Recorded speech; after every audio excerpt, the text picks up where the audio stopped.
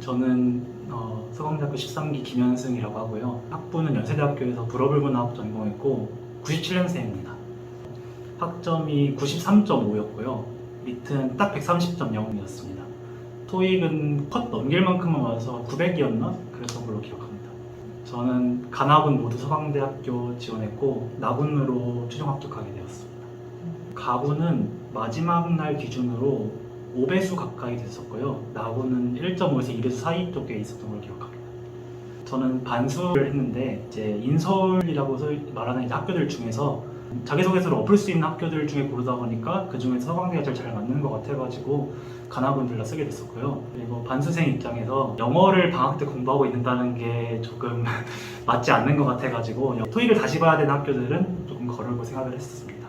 좀 비슷한 라인에서 반수를 해가지고 어떤 실익이 있냐에 대해서 많은 사람들이 만날 때마다 이제 물어보는데요. 저 같은 경우는 조금 급하게 칼돌로 전적대를 들어갔기 때문에 1년 정도 좀 더 제대로 공부해보고 싶은 마음도 있었고 학부 입학할 때 그때도 현역으로 들어왔었어요. 그러다 보니까 좀 한 번쯤은 학교를 바꿔도 되지 않나라는 마음에 반수를 했고 지금 만족하고 있습니다. 저는 솔직히 서강대학교를 보통 정성대, 카오스 이런 수식어들이 붙는데 그게 이제 문항이 길어서 그렇다고 생각을 하거든요. 2000자를 아무것도 안 하는 학부생이 채운다는 게 사실 많이 힘들고 그렇다 보니까 좀 더 자격증이 있으시거나 직장 경력이 있으시거나 이런 분들이 더 붙기 유리한 학교라서 그렇게 된 것 같은데 저 같은 경우에는 스토리를 좀 잘 만들었던 것 같아요. 저는 불어불문학과를 졸업했다 보니까 좀 프랑스계 기업 쪽에 이제 기업 자문을 하는 이제 자문 변호사가 되고 싶다 이렇게 서술을 했었는데 그게 좀 일관된 스토리로 2000자를 꽉 채웠던 것 같고 네, 저희 과 후배들이 제 자소서를 많이 보고 있습니다. 일단 서강대 같은 경우에는 제 기억에 1문이 자기소개고 2문이 지원 동기고 3문이 학업계획 및 진로계획으로 알고 있는데 아까 말씀드린 것처럼 한국법을 자문하는 이제 기업 자문 변호사가 되겠다고 말을 했어요. 자기소개에서는 그러면 프랑스계 기업에서 한국법을 자문하려면 프랑스어를 잘해야 될 거고 기업 실무에 대해서 좀 알아야 될 거고 변호사로서 이제 공익정치 활동까지 3가지 요소를 따가지고 이러한 요소들이 있는 사람이 이러한 진로를 갈 수 있다라고 처음에 서문을 쓴 다음에 3가지 요소를 이제 소제목을 만들어가지고 서술을 했고요. 불문학을 제가 불어를 못했는데 불어를 조금이나마 할 수 있게 된 과정들로 이제 학업 성취 쪽으로 연결했었고 그리고 제가 마케팅 학회 활동을 좀 했었어가지고 그 얘기들을 이제 실무에서 쓰고 공익 활동에서는 연세대학교의 송도 캠퍼스에 RA라고 신입생들을 돌보는 이제 조교 활동이 있는데 거기서 좀 제도 개선 같은 걸 이루어서 학생들이 더 편하게 활동할 수 있게끔 했던 경험을 써서 하나를 채웠습니다. 지원 동기에서는 학회 경험을 좀 길게 쭉 뺐던 것 같아요. 학회에서 브랜드랑 같이 산업협력을 했었는데 그 가운데에서 법적인 문제들을 조금 생각해봤던 경험들로 이제 법에 대한 관심이 시작되었다 이런 식으로 쓴 다음에 그 뒤에 저희 공모전 나가가지고 상을 몇 개 받은 적이 있었는데 그 과정에서 법적인 거를 고려해봤던 경험으로 좋은 결과를 얻어냈다 이런 식으로 조금 이야기를 이어갔고요. 그래서 첫 번째 문단에서 마케팅에도 법이 사용되는구나 라는 걸 알았다면 두 번째 문단에서 진짜 써보니까 도움이 많이 되는구나. 그래서 일선에서 이제 전략을 짜는 것보다 조금 더 법적인 규제를 검토하는 것이 좋을 수도 있겠구나 라는 얘기를 했고요.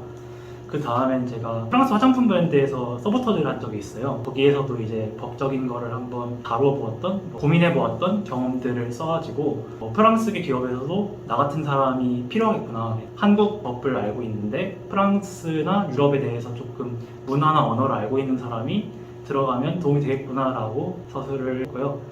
제가 유럽 지역학이라는 거를 연계 전공을 했어요. 좀 뜬금없잖아요. 경영학도 아니고 법학도 아니고 그러다 보니까. 근데 저는 법은 서강대 가서 배울 거 아니냐. 그럼 난 법은 거기 가서 공부할 거고 그 전에 유럽이랑 프랑스에 대한 이해를 학부 동안 열심히 길렀다 이런 식으로 서술을 해가지고 지원 동기를 마무리했고 뒤에 학업계획 같은 경우에는 그냥 다들 쓰는 것처럼 열심히 공부하겠다 이렇게 썼던 것 같습니다. 아니요, 중하위권이었습니다. 저는 2문장 썼습니다. 학업계획 부분에서 학업계획은 보통 같은 말들을 많이 쓰잖아요. 쓸 말이 별로 없어요. 1, 2, 3학년 열심히 공부해가지고 변시에 붙겠습니다 라는 말을 열심히 쓰는 건데 거기에 있어서 전 공부 한번 해봤다. 그러니까 1학년 때 좀 이렇게 하겠다. 그 정도 외에는 반수 얘기는 따로 하지 않았습니다. 강점만 쓰더라도 유천자가 모자랄 수 있는데 굳이 나를 자랑하는 유천자짜리 글에 못하는 얘기를 쓰고 싶진 않았어요. 예쁜 말로 쓰는 게 제일 좋은 것 같아요. 저는 지금도 프랑스어를 잘 못하는데 그렇다고 저는 프랑스어를 못합니다 라고 쓰는 것보다 그래도 학기가 갈수록 학점은 그래도 좀 프랑스어 좀 실력이 쌓이면서 조금 좋아졌을 테니까 나는 이거를 극복해냈다 라고 쓰는 게 더 예쁜 말이 되잖아요. 그런 식으로 자랑하는 식으로 더 나를 잘 보이는 식으로 쓰는 게 도움이 되는 것 같습니다. 최대한 강점 위주로 쓰는 게 좋습니다. 저는 뒤집기 쉽다고 생각을 해요. 뒤집히기도 쉽고 자기소개서에서 정성이라고 말을 할 때 두 가지로 분류를 하자면 하나가 좀 파괴력 있는 그 자체로 파괴력 있는 정성이 하나 있고 나머지는 다 정성 요소라고 생각을 하거든요. 사무관, 회계사 이런 전문직들이나 직장 경력 좀 오래 하셨거나 이런 것들은 그 자체만으로도 자기소개서를 6,000자가 아니라 막 6만 자를 쓸 정도의 분량들이 나오기 때문에 그런 것들은 좀 파괴적인 정성이라고 생각을 하는데 그 외에는 학교 수업을 들었든 학회를 했든 동아리를 했든 아르바이트를 했든 다 요소들이고 근데 그거를 잘 맞추는 사람들이 잘 없어요.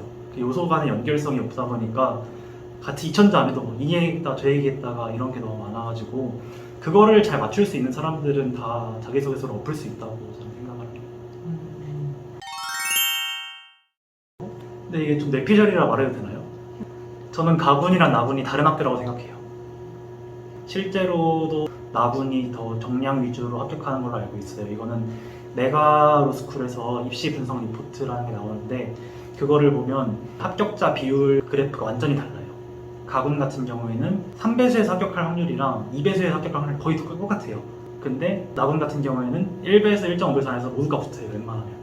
이런 걸로 봐서 학교에서는 아니라고 말하겠지만 저는 나군은 정량대에 가깝다고 생각을 하고 물론 그 안에서도 6,000자라는 자기소개서가 있으니까 그걸 채울 수 있을 만한 정도로는 써야 등수를 보존하든 조금이라도 엎을 수 있든 할 수 있을 것 같고요.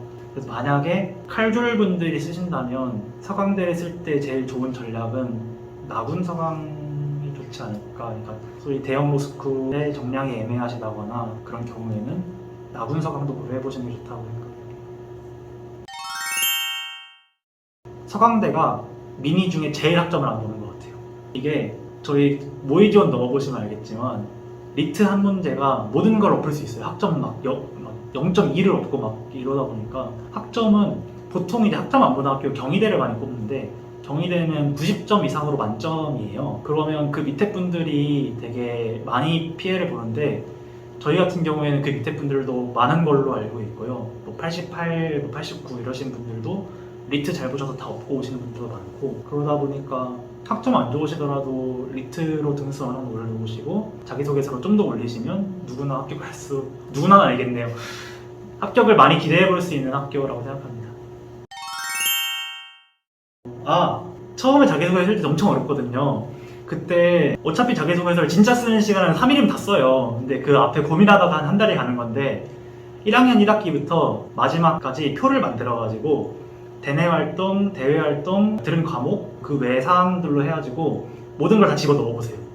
그러면 어느 정도 뭐랑 연결해야 될지가 보이고 그 대외활동에는 진짜 아무것도 아닌 것 같아도 카페 아르바이트 이런 것도 괜찮고요. 뭐 드림 클래스 이런 거 괜찮고요. 진짜 모든 걸 다 사소한 거 넣어보시고 그 다음에 자기소개서를 시작하시길 바랍니다. 일단 면접 준비를 좀 빨리 시작하시는 게 좋아요. 저는 면접을 다들 자기소개서를 다 쓰고 시작을 하는데 자기소개서는 끝까지 고칠 수 있는 거고 면접을 1차 합격한다는 게 어느 정도 이제 생각이 든다면 지금 시작하지 않을 이유가 없거든요.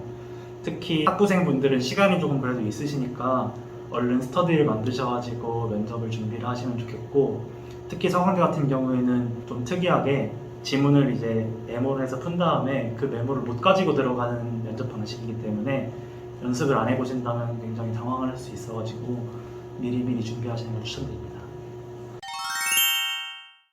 되게 작은 인원을 걱정하시는 분도 많은데 서강로 같은 경우에는 안에서 제 주변이 그랬는지는 모르겠지만 딱히 날 선 사람들이 많이 없다는 느낌을 많이 들었어요.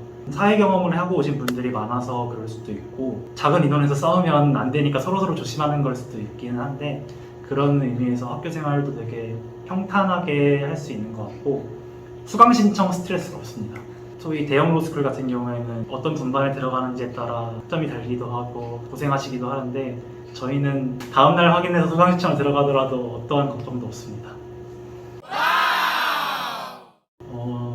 너무 걱정을 안 하셨으면 좋겠어요. 서강대학교를 지원하는 거에 있어서 자격증이 없다고 학부 졸이라고 떨어지는 건 아니고요. 학부 동안 한 가지 관심을 가지고 열심히 해오셨다면 그것만으로도 우천자를 충분히 쓸 수 있으니까 열심히 해보셨으면 좋겠고, 반수생 분들도 저도 학점이 안 좋았지만 잘 성공해서 다니고 있으니까 더 자기 강점을 드러내면 좋은 결과가 있을 거라고 생각합니다.